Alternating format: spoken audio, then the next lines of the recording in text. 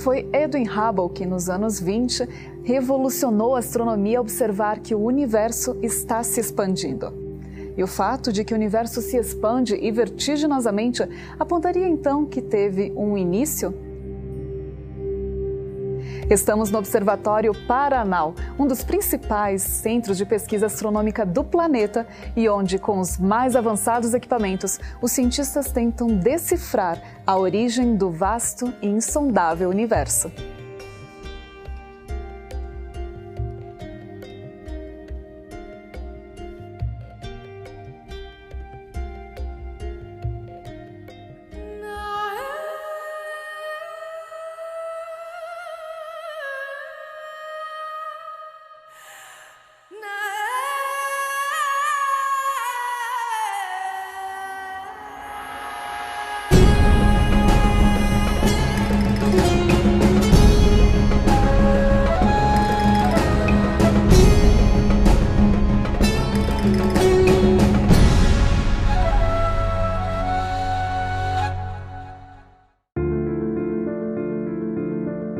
Quando Albert Einstein publicou a teoria da relatividade geral, ele acreditava firmemente que o universo era estático e eterno. Pouco depois da publicação de suas teorias, vários físicos começaram a estudar as consequências da relatividade geral no universo. Primeiro, experimentaram ver quais seriam os resultados para um universo sem matéria e sem energia. Depois, com energia ou matéria uniformemente distribuída. Em todos os casos, os resultados indicaram universos que se expandem ou se contraem.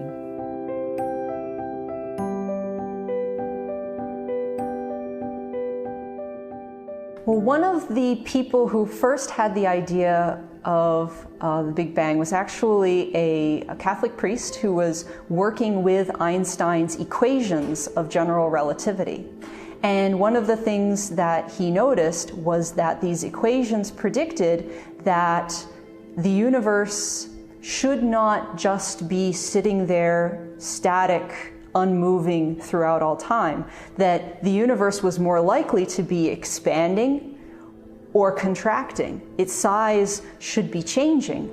Mas isso ia contra tudo que a comunidade científica acreditava. Então ele introduziu nas suas equações uma constante chamada constante cosmológica. E essa constante ela conseguiu travar o universo para o que era acreditado naquela época, o universo estático. Embora os cálculos tendessem a mostrar isso, as pessoas sempre descartavam isso. Não, isso aqui é uma abstração nossa, é um erro de cálculo, é um defeito do modelo. E observou-se que se você acrescentava a essa equação um princípio cosmológico, que é o princípio onde o universo é o mesmo em qualquer posição, ou é o mesmo em qualquer direção. Se você acrescenta isso à equação de Einstein e resolve essa equação, você tem uma equação que descreve a evolução do universo. Foi o religioso belga Georges Lemaitre quem decidiu considerar seriamente a possibilidade de que a equação de Einstein estava correta. E ao combiná-la com as leis da termodinâmica, obteve uma fórmula que descrevia a expansão do universo, desde alguns instantes após o seu surgimento no tempo. Trata-se de uma fórmula matemática que não pode explicar o surgimento do universo ou da vida, mas indica um início e mostra a expansão a partir dos primeiros momentos até os dias de hoje. Esta fórmula é o modelo conhecido como Big Bang.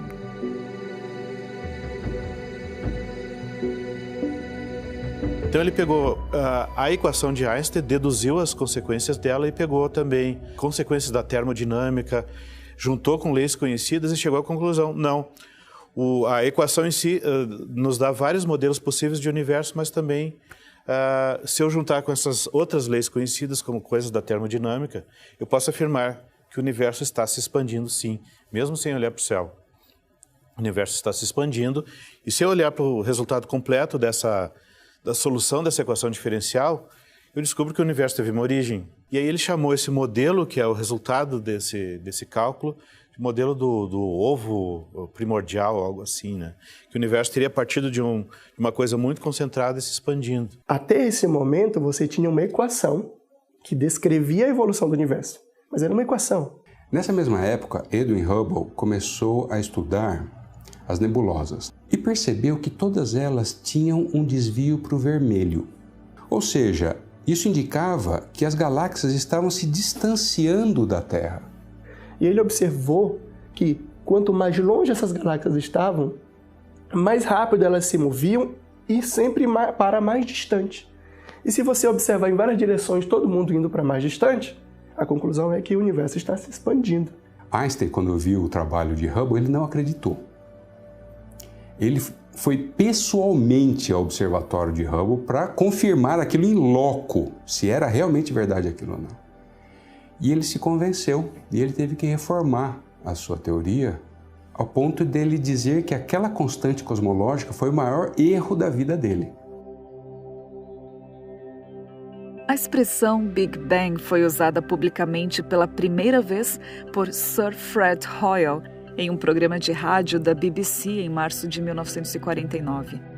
Naquela época, ele estava tentando ridicularizar Lemaitre por sugerir a existência de um criador. Hoyle acreditava que o universo era eterno e buscava explicações alternativas sobre a aproximação para o vermelho das galáxias. Como todas as leis físicas, elas são, tirando uma, elas são simétricas por inversão temporal, quer dizer, se você passa o tempo de trás para frente, elas funcionam do mesmo jeito. Isso significa que se o universo está se expandindo, quando você vai em direção ao passado, ele estava se contraindo. E, portanto, se você continua com essa contração, você vai chegar na chamada singularidade, que deve ter dado origem ao Big Bang. Depois dessa ideia inicial, a ideia foi refinada. O Big Bang passou então a ser refinado. Então você não tem apenas a origem num tempo inicial, mas você tem a origem, você acrescentou isso, como se deu a formação das partículas, como depois as galáxias vão se organizando. Então você vai acrescentando aquela teoria inicial. O Big Bang é frequentemente associado a uma explosão porque, inicialmente, o modelo apresenta uma expansão proporcionalmente muito rápida. Basicamente, trata-se de um modelo no qual o universo surge espantosamente rápido. Os físicos costumam chamar de explosão a qualquer processo rápido. Um exemplo disso é a expressão explosão demográfica, ao se referir ao aumento repentino e rápido de indivíduos em uma determinada população. Os primeiros momentos do Big Bang são muito rápidos. Inclusive, quando você considera só os 3 primeiros minutos do Big Bang, você já tem ali a formação de partículas. Já nos 3 primeiros minutos do Big Bang. Você sai de uma estrutura extremamente densa, pequena, e passa para um estado onde você já tem partículas. Você tem separação das 4 forças fundamentais, força nuclear forte e fraca, que lidam lá, tem a ver com o núcleo do átomo. Tem a força eletromagnética, força que a gente observa entre cargas de sinais iguais e sinais diferentes, essa força. E tem a força de gravidade. Tudo isso já acontece, separação das forças, formação de partículas só nos 3 primeiros minutos. E depois uma segunda fase também muito rápida é o que a gente chama de inflação. Logo após esse início, que também é muito rápida. Quando eu uso o termo muito rápido, é um termo, não se trata de escalas de segundo, mas de escalas de milionésimos ou bilionésimos de segundo. Aconteceu o que a gente chama de inflação. A expansão, o universo está aumentando de tamanho. A inflação, ele passa a crescer exponencialmente. Você não só dobra de tamanho ou triplica de tamanho, mas eu vou dar um exemplo, você passa de 2 para 4 vezes o seu tamanho, depois você passa para 16 vezes o seu tamanho e por aí vai. Então o espaço-tempo é formado, começa a se expandir, você tem a formação, a energia começa a se converter em partículas, formando o primeiro estado da matéria que deve ter sido formado, que é o chamado plasma de quarks e gluons. Essa é a primeira matéria formada. Ela começa a se expandir junto com o universo e esfria nesse processo de expansão. E à medida que ela esfria, vai formando os primeiros hadrons, que são mesons, como pions, kaons, ou os baryons, como prótons e nêutrons, que são as partículas que depois vão formar os núcleos atômicos. Essas partículas interagem fortemente, né? Tem a interação forte. Então, elas se aglutinam para formar núcleos. E aí começam a surgir os núcleos atômicos e depois os átomos. E uma vez que se forma o átomo de hidrógeno, el universo ya se empieza a parecer más a lo que nosotros conocemos ahora. In this environment, which is anyhow expanding, gravity plays a key role to form filaments of atoms and to form the structure that will evolve in nowadays galaxies. Even though the big picture seems so simple, a universe that is expansive, accelerating, fine.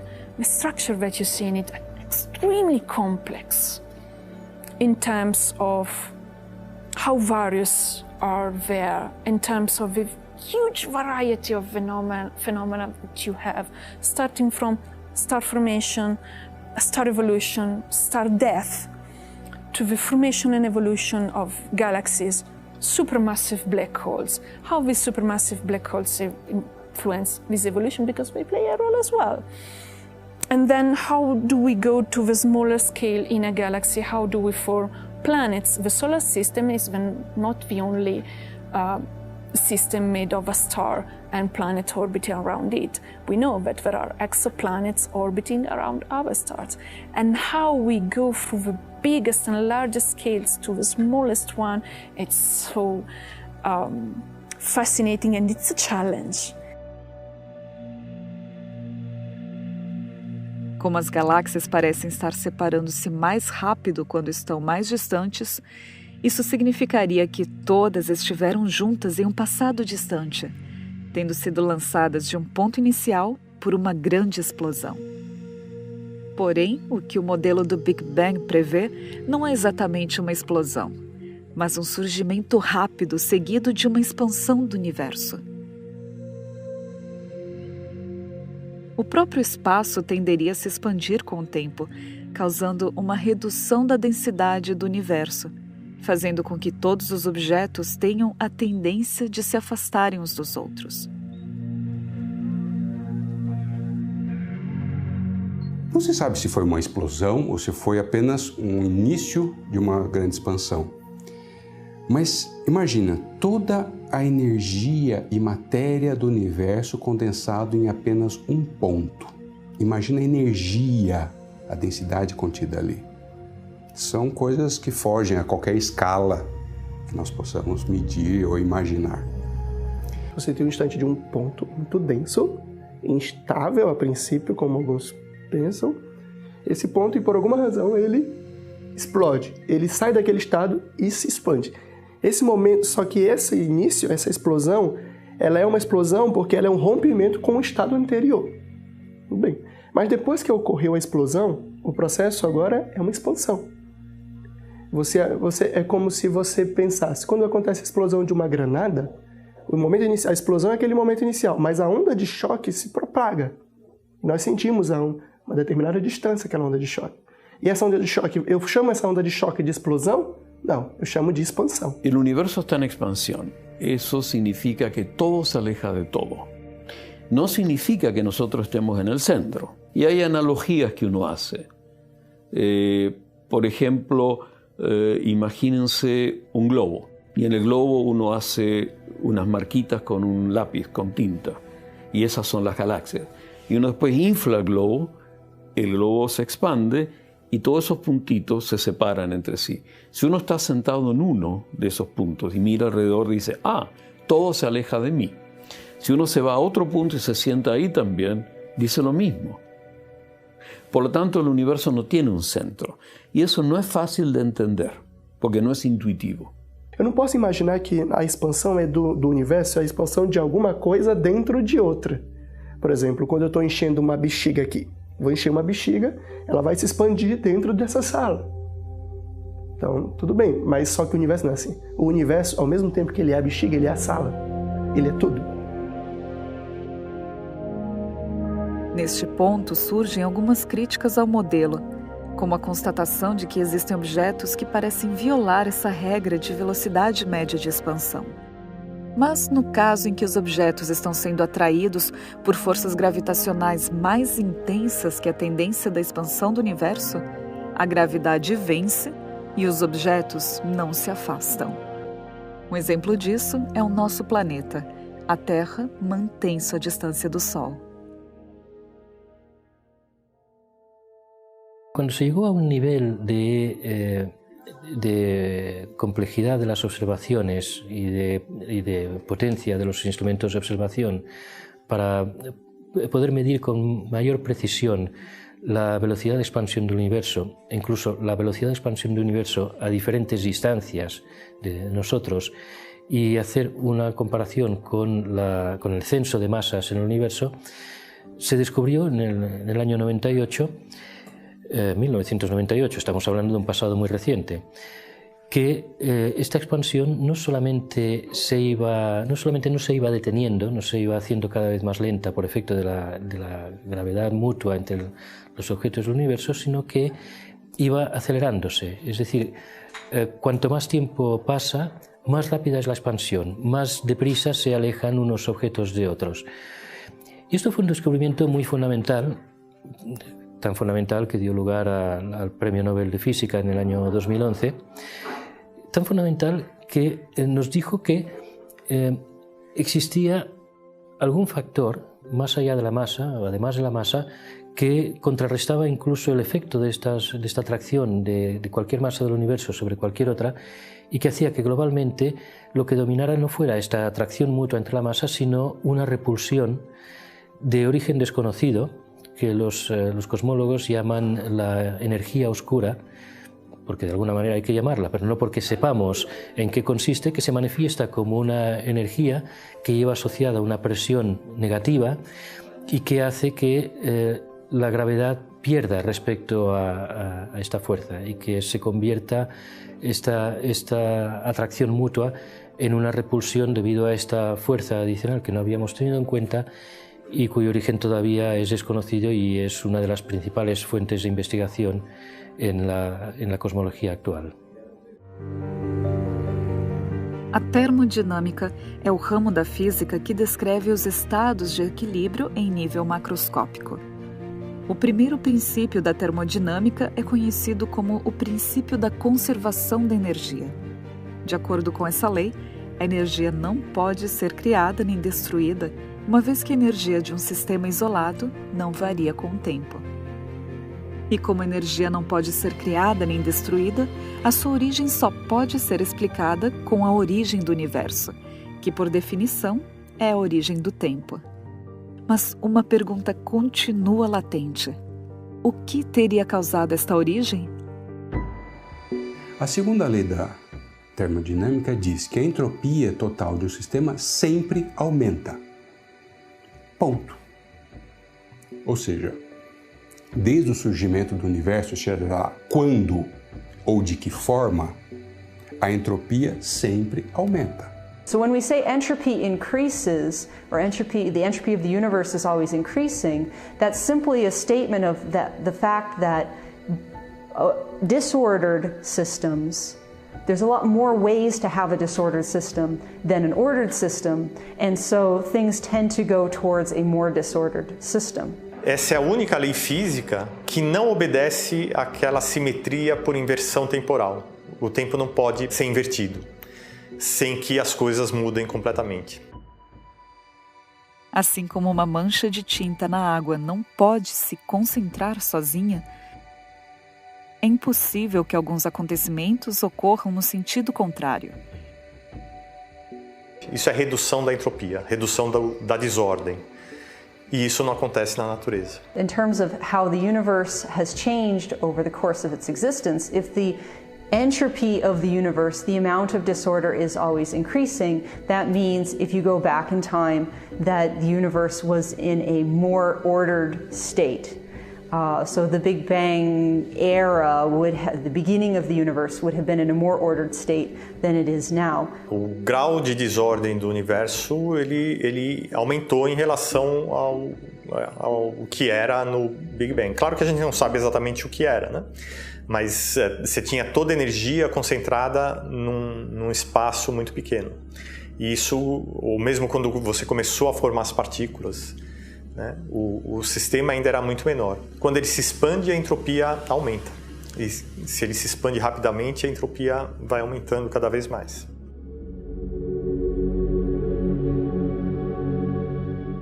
Independentemente de qual tenha sido a origem do universo, a segunda lei da termodinâmica carrega em si a inevitável implicação de que o universo teve uma origem mais ordenada, o que para alguns sugere a ideia de um organizador. Com isso em mente, qual é a probabilidade de que o universo tenha surgido por acaso?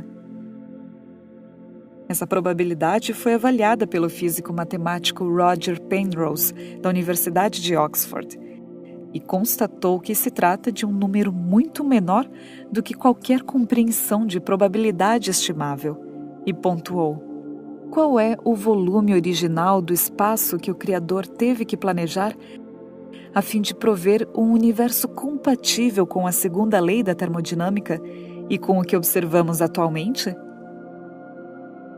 O plano do Criador deve ter sido de uma precisão correspondente a uma parte em menos 10 elevado a 123.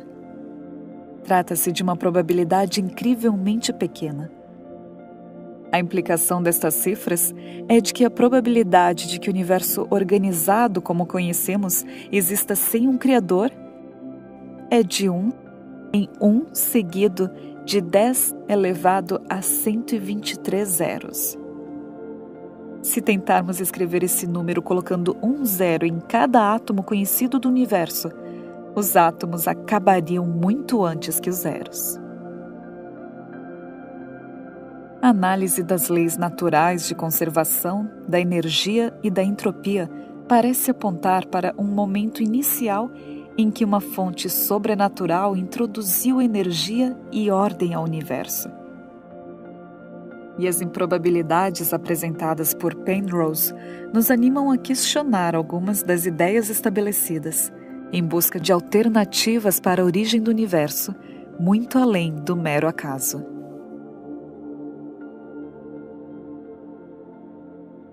Então, nós temos uma teoria, e uma teoria que se adequa bem aos dados. Quando a gente vai lidar com o Big Bang, a gente pode pensar, eu vou rejeitar o Big Bang, não acho que ele seja uma teoria correta. Bom, mas você tem que explicar, você tem que construir uma teoria também que consiga se adaptar bem a todos esses conjuntos de dados, e o Big Bang faz isso. Esse é o cenário mais coerente com a física que a gente conhece hoje, com as leis da física que a gente conhece hoje e com as observações da astronomia. Es decir, podemos, con nuestro conocimiento actual, con nuestro modelo clásico del universo, podemos retroceder hasta prácticamente esos primeros microsegundos, y lo que queda más allá es importantísimo porque son esas condiciones iniciales, pero es también un territorio prácticamente desconocido.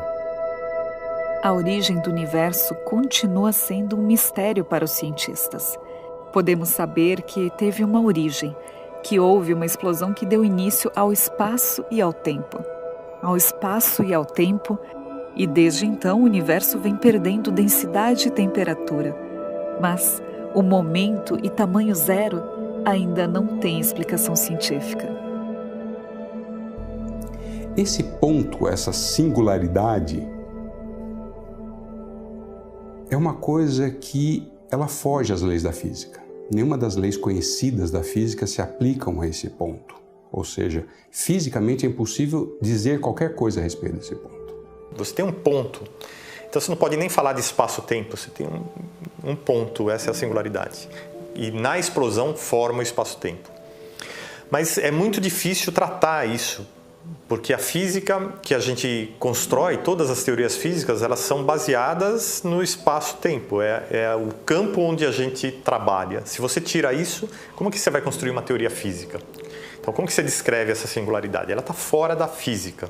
Então você tem essa explosão chamada Big Bang e o espaço e tempo é formado, nessa explosão, e por isso é muito difícil falar o que existia antes, porque se não existia espaço e tempo, não existia antes também. Si miramos al Big Bang, o muy cerca del Big Bang, que es lo que podemos ver con nuestros telescopios, las energías son muy grandes. Necesitaríamos construir 1 millón de millones de aceleradores de partículas como el colisionador hadrónico en Ginebra para poder entrar a ese estudio. Por lo tanto, la física que conocemos hoy en día no es capaz de describir el Big Bang.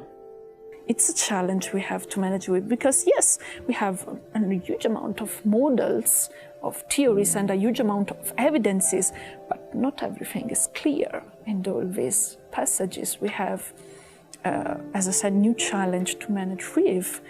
New evidences will come with the current and next generation of instruments, and probably our view of the universe, our view on how we are made of, will change. Our knowledge evolves a lot. It evolved a lot in the history, and it will evolve again. Not everything is clear. That's the most fascinating part of studying astronomy and astrophysics in general.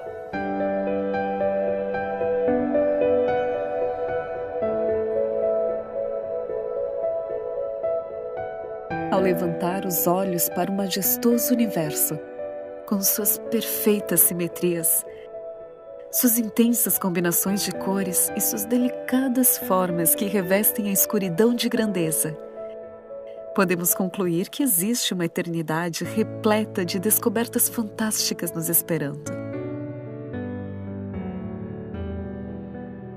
Hoje não conhecemos todos os aspectos que envolvem a origem do tempo, do espaço e da matéria.